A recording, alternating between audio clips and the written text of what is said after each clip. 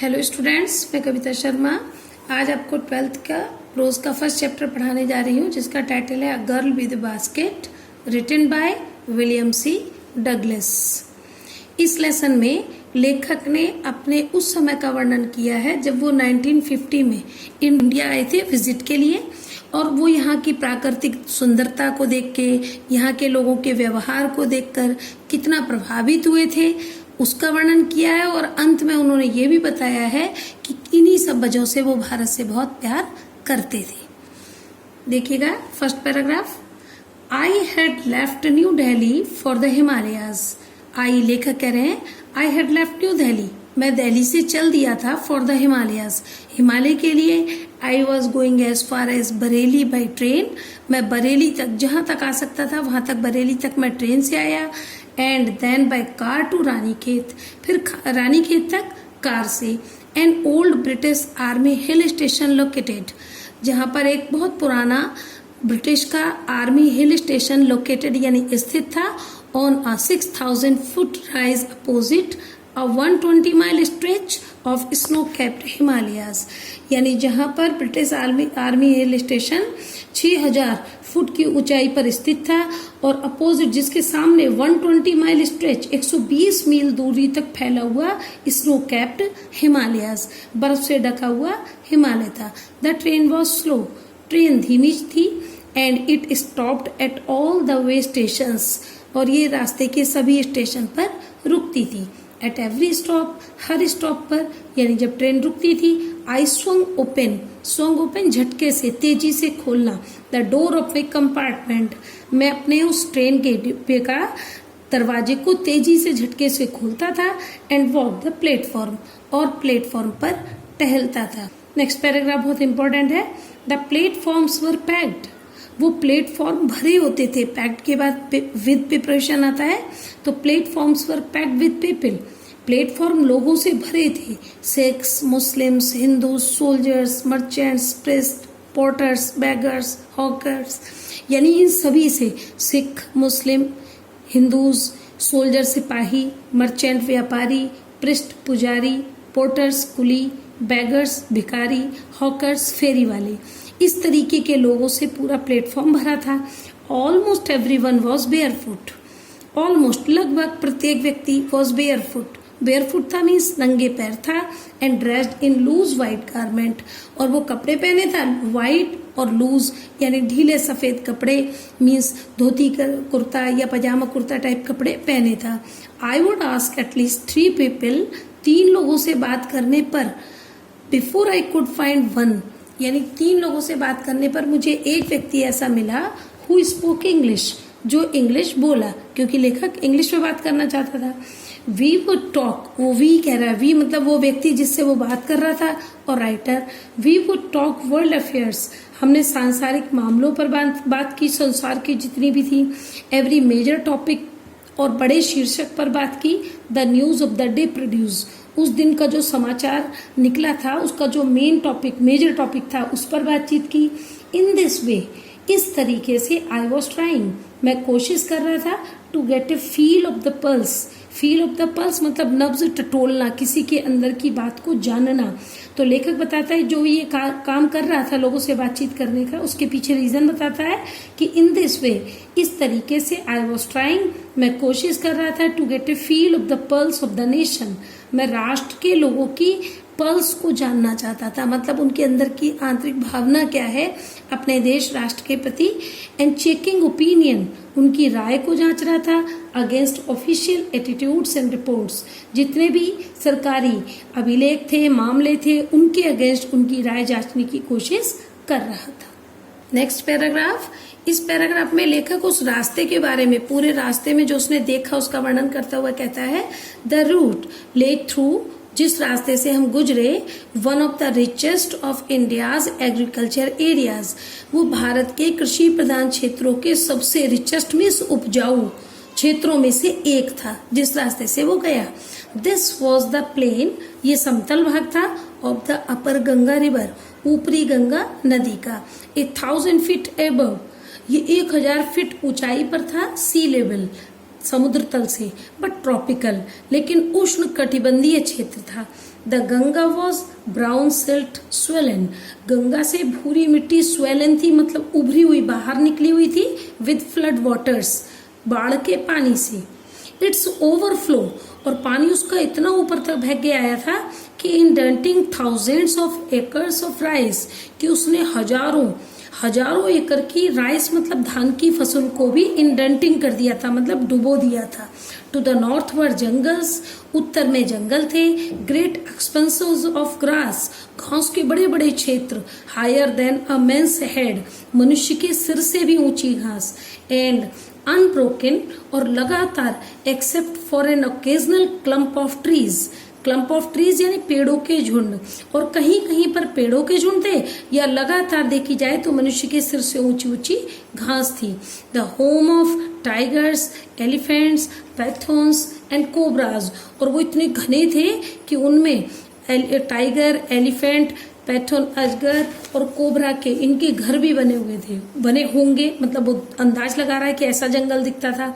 Everywhere else there was flat land, हर जगह flat land, बिल्कुल समतल भूमि दिखाई देती थी। Running to the horizon, horizon मतलब क्षितिज, क्षितिज यानी जहाँ पृथ्वी और आकाश एक जगह मिलते हुए से दिखते हैं, वहां तक दौड़ती हुई भूमि दिखाई देती थी। बट डॉटेड, लेकिन कहीं कहीं, हेयर एंड देयर, इधर उधर, बाय द सैक्रेड माने पवित्र, बैनियन ट्री, बरगद के पेड़ दिखते थे, और बाय रोज ऑफ पाखड़ ट्री, यह पाखड़ एक पेड़ होता है उसकी, या बरगद के पेड़ों की दिखाई देते थे कहीं कहीं पर। शेप्ड, जिनका आकार होता था, लाइक एल्म्स, एल्म एक पेड़ होता है उसकी तरह आकार होता था। And having thick twisted Trunks, जिसमें थिक मोटी ट्विस्टेड लिपटी हुई ट्रंक्स माने शाखाएं होती थी। हॉट ह्यूमिड एयर, हॉट यानी गर्म, ह्यूमिड माने नम, जिसमें थोड़ा सा मॉइस्चर भी हो, तो गर्म लेकिन नम हवा was moving in from the south west, दक्षिण पश्चिम से बिल्कुल गर्म भी लेकिन नम हवा चल रही थी। Monkeys, some of the mothers, बंदर जिनमें कुछ माँ भी थे, with babies clinging to them, बच्चों को अपने से चिपकाए हुए, एंड राइडिंग अंडरनीथ, और अपने नीचे उनको सवारी कराते हुए चल रहे थे। स्वंग ऑफ ट्रीज, पेड़ों पर इधर उधर उछल रहे थे। एट द स्टेशंस, स्टेशन पर। लुकिंग फॉर फूड, खाने की तलाश में। अब यहाँ पर इनके बारे में भी लेखक ने मतलब ध्यान दिया है। आगे वो कहता है वो गांव, द विलेजेस वी पास्ट, जहाँ से हम गुजरे, जो उसमें गांव पड़े थे, हेड वॉल्स, उनमें दीवारें थी, made of mud mixed with water and cow dung, जिसमें मिट्टी, गोबर और पानी से मिली हुई दीवारें थी, मीन्स कच्ची दीवारें थी। दियर पीक्ड रूफ्स, उनकी चोटी वाली मतलब ऊपर नुकीली बनी हुई छतें थी। वर थैच्ड, जिन पर फैला था बंडल्स ऑफ ग्रास, घास के बंडल बनाकर। टाइड टू बैम्बू पोल, बांस के पोल यानी बांस का जो पोल था उसमें उस घास को बांध कर स्ट्रेच्ड फैलाया गया था अक्रॉस द रेफ्टर्स, बल्लियों के ऊपर, यानी पूरा एक झोपड़ी का जो आकार होता है उसका वर्णन उन्होंने कर दिया। देखिएगा फिर से, द विलेजेस वी पास्ट, वो गांव जहां से हम गुजरे, had walls made of mud mixed with water and cow dung, उसमें मिट्टी, गोबर और पानी से मिली हुई दीवारें थी। Their peaked roof were thatched, उनकी चोटी वाली नुकीली छतों पर फैले था bundle of grass tied to bamboo pole, bamboo pole से बंधा हुआ घास का bundle, stretched across the rafters, बल्लियों के ऊपर फैलाया गया था। दैट डे, उन दिनों, द पंपकिन वाइन्स, लौकी या कद्दू की बेलें, दैट ग्रू ओवर देम, उन पर चढ़ी हुई थी। जैसा कि गाँव में आपने देखा होगा कि झोपड़ी के ऊपर ही आसपास में वो बेल लगा दी जाती है जो झोपड़ी के ऊपर ही फैलती हैं, तो वो कह रहे हैं कि वो उन पर फैली हुई थी। वर इन ब्लूम, वो भी ब्लूम थी, ब्लूम मतलब उनमें फूल आ गए थे। ट्रेलिंग स्ट्रीक्स ऑफ येलो, वो कह रहे ट्रेलिंग लटकी थी, स्ट्रीक्स मीन्स धारियां, येलो पीले रंग की। ओवर ड्रैप वॉल्स, उन नीरस सी दीवारों के ऊपर पीले रंग की वो धारियां लटकी हुई थी, जो मतलब झोपड़ी थी बिल्कुल नीरस सी लग रही थी, उसके ऊपर वो धारियां पड़ी हुई बहुत सुंदर लग रही थी।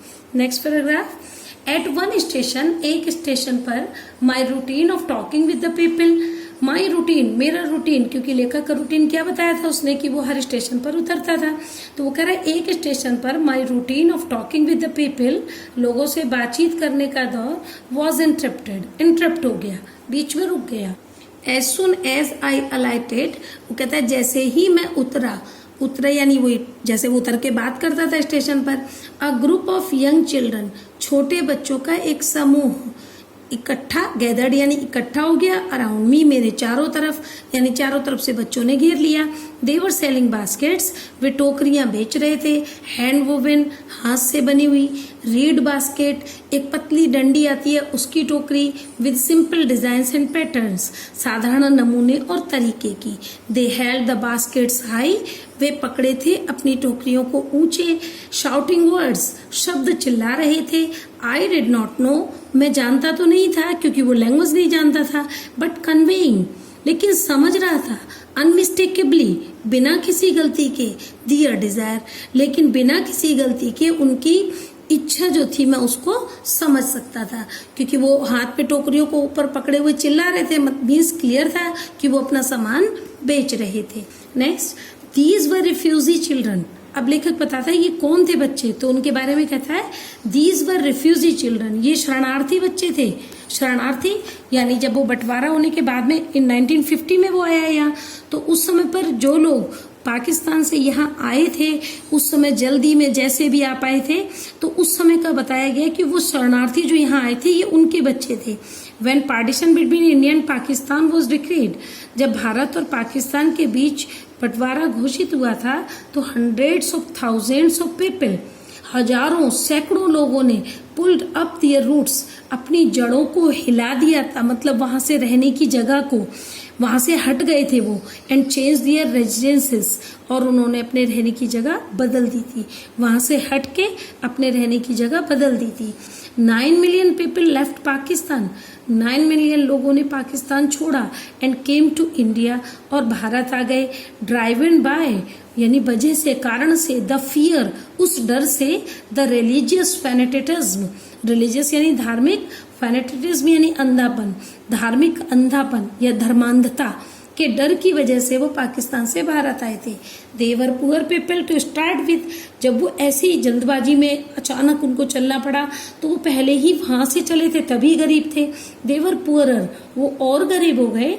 As they began their long track, जब वो अपनी लंबी यात्रा पर चले। For all they could carry, क्योंकि जो भी वो कैरी कर सके, अपने साथ ले जा सके, was a bit of food, वो थोड़ा बहुत खाने का सामान था। एंड अ फ्यू बिलोंगिंग्स, या कुछ और थोड़ा सा सामान। सून दे वर आउट ऑफ फूड, जल्दी ही वो जो खाने का सामान लेके चले थे आउट ऑफ हो गया, वो भी समाप्त हो गया। अ फ्यू डेज आफ्टर, कुछ दिनों के बाद, they started, they begin to fall, वे शुरू हो गए, बिगिन टू फॉल, गिरने लगे। बाय द वे साइड, किनारों पर। From the weakness of hunger, भूख की कमजोरी से वे सड़कों के किनारे ही, रास्तों के किनारे ही गिरने लगे। एंड डाइड, और मर जाते थे। वेयर दे फेल, जहां वो गिरते थे। The children selling baskets were sons and daughters, ये बच्चे जो टोकरियां बेच रहे थे वो उन्हीं दीज रिफ्यूजीज यानी इन रिफ्यूजी के ही सन्स एंड डॉटर्स थे, बेटे और बेटियां थे। दे और दियर पेरेंट्स और रिलेटिव्स, वे, उनके माता पिता और रिश्तेदार, या फिर उनके रिश्तेदार, वे या उनके माता पिता या उनके रिश्तेदार। Had gathered in the cities, शहरों में इकट्ठे हुए थे। सेटिंग अप स्टॉल्स, दुकानें बनाई थी। मैन्युफैक्चरिंग सिंपल आर्टिकल्स, मैन्युफैक्चरिंग माने बनाते थे सिंपल आर्टिकल, साधारण सा सामान। एंड ट्राइंग, और कोशिश की उन्होंने, और वो कोशिश कर रहे थे टू मेक ए लिविंग, अपनी जीविका चलाने की। इन मार्केट्स, उन बाजारों में अपनी जीविका चलाने की कोशिश कर रहे थे। ऑलरेडी ओवर क्राउडेड, जो पहले से ही भरे हुए थे, यानी जिन बाजारों में पहले ही बहुत कुछ बिकता था, भीड़ थी, उन्हीं बाजारों में वो अपनी साधारण सी चीजों को बेचकर अपनी जीविका चलाने की कोशिश कर रहे थे। They lived in cloth and grass shed, वो कपड़े और घास के शेड मतलब झोपड़ियों में रहते थे। दैट लाइन द स्ट्रीट्स, जो गलियों में लाइन से, पंक्ति से पड़ी हुई थी। द पीजेंट्स, पीजेंट्स यानी किसान। Among these refugees, इन शरणार्थियों के बीच में जो किसान थे, had been accustomed, वो आदि हैबिचुअल थे, टू लिटिल, कम में ही अपनी जीविका चलाने के।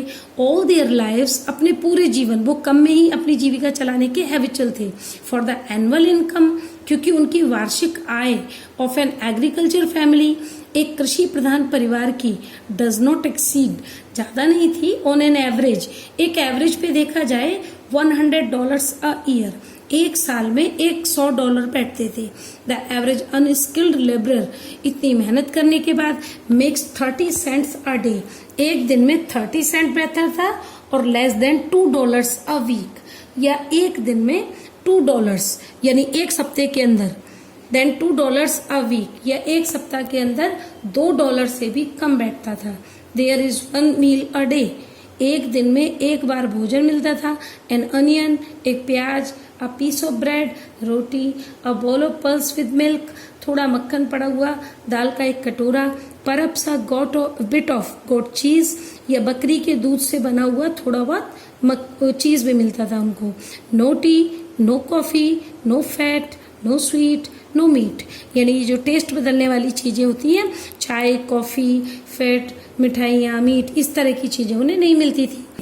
$100 a year is not $2 a week, $100 एक साल में मीन्स एक सप्ताह में $2 भी नहीं बैठते थे।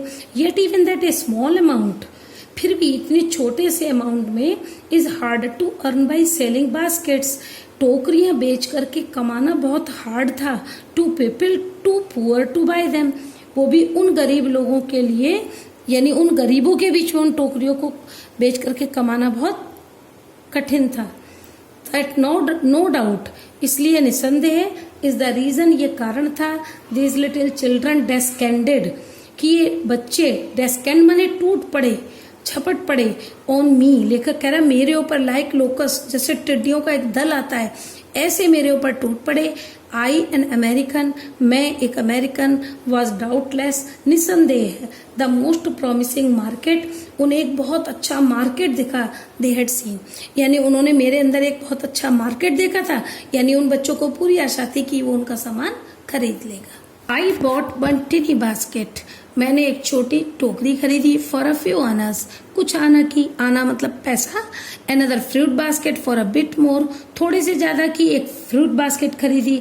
अ beautiful waste paper basket for a rupee, ₹1 की वेस्ट पेपर बास्केट खरीदी। A lovely swing basket for a rupee, ₹1 की स्विंग यानी सिलाई का सामान रखने वाली टोकरी। A few fans for an anna और 2 अ पीस, 1 या 2 आना और पैसे के मैंने कुछ पंखे खरीदे। माई आर्म्स वर फिल्ड, मेरे हाथ भर गए थे। And I had not spent 50 cents, और मैंने 50 सेंट्स भी खर्च नहीं किए थे। मीन्स लेखक ये कहना चाह रहा है इतना सामान खरीदा था और इतने भी पैसे अभी खर्च नहीं हुए थे, तो कितना सस्ता सामान था। The children passed in shouting their wares, वो बच्चे जो पास से गुजरे वो अपने सामान के लिए चिल्ला रहे थे।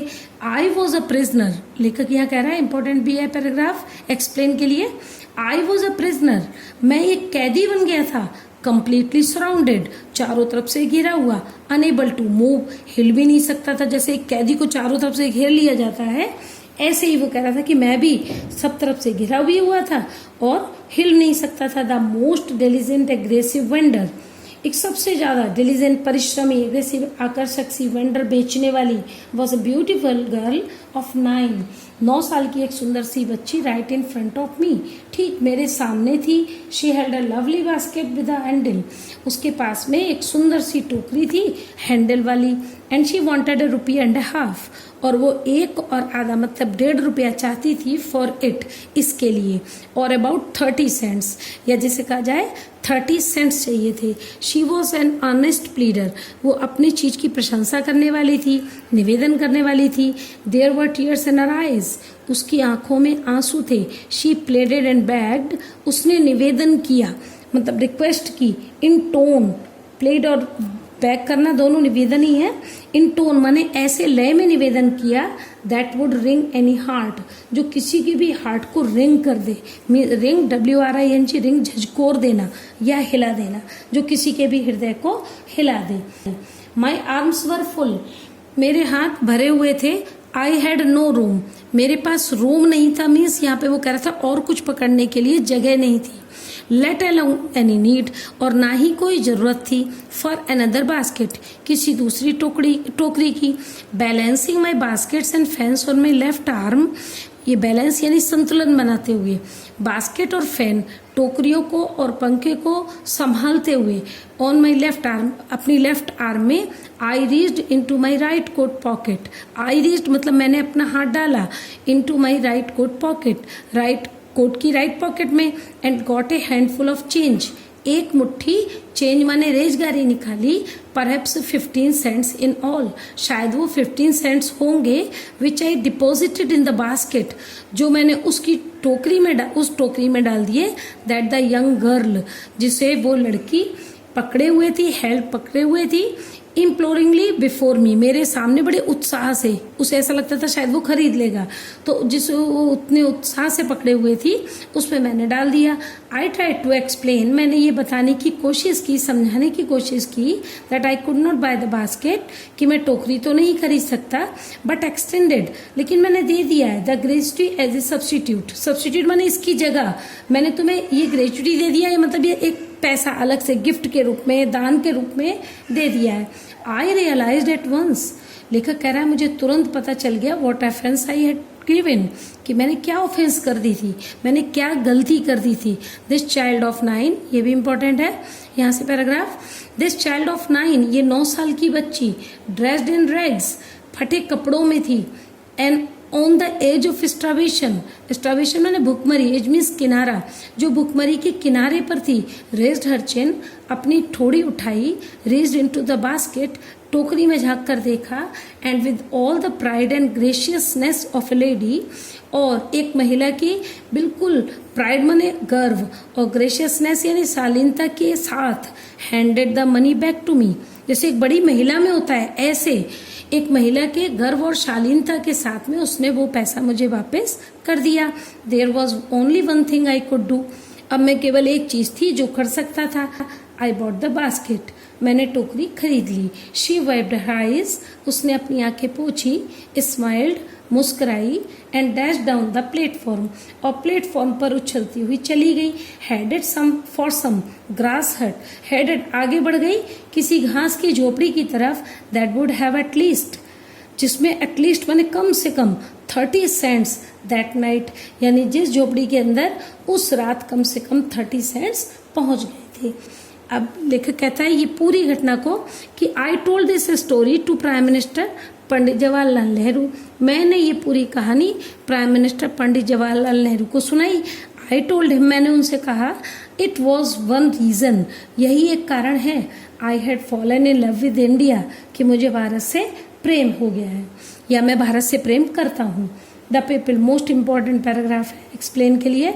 The people I saw in India वो लोग जिन्हें मैंने भारत में देखा, दोज इन द विलेज गांव में, as well as those in high office या बड़े बड़े ऑफिस में का मतलब शहरों में, हैव बोथ वो दोनों रखते हैं pride and lively sense of decency and citizenship, वो दोनों ही प्राइड यानी गर्व रखते हैं, लिवली सेंस एक अच्छी सी समझ, डिकेंसी यानी एक शालीनता, एंड सिटीजनशिप नागरिकता, वो शालीनता और नागरिकता की एक अच्छी समझ रखते हैं। They also have a passion for independence उनके अंदर स्वतंत्रता के लिए एक तीव्र इच्छा भी है। दिस ब्यूटीफुल चाइल्ड ये सुंदर सी बच्ची, बॉर्न इन स्क्वेलर जो कि स्क्वेलर माने गंदगी में जिसका जन्म हुआ, एंड पॉवर्टी जिसका गंदगी और गरीबी में जन्म हुआ है, अनएजुकेटेड इन बोथ जो दोनों में अशिक्षित है, ग्रामर एंड मैनर जिसने ग्रामर यानी कहीं जाकर पढ़ाई लिखाई नहीं की है, मैनर्स उनके समाज में इतना होता नहीं है, फिर भी वो कह रहे हैं कि ग्रामर और मैनर में भी जो अनएजुकेटेड है, had given me a glimpse उसने मुझे एक ग्लिम्स माने एक झलक दे दी है, of the warm soul of India Bharat के वार्म सोल की यानी आंतरिक रूप में भारत कैसा है उसकी एक झलक उस लड़की ने मुझे दे दी है। ये रीजन लेखक ने वो बताया यानी उनको पंडित नेहरू को कि इस वजह से मुझे यहाँ से बहुत प्यार है, भारत से बहुत प्यार है।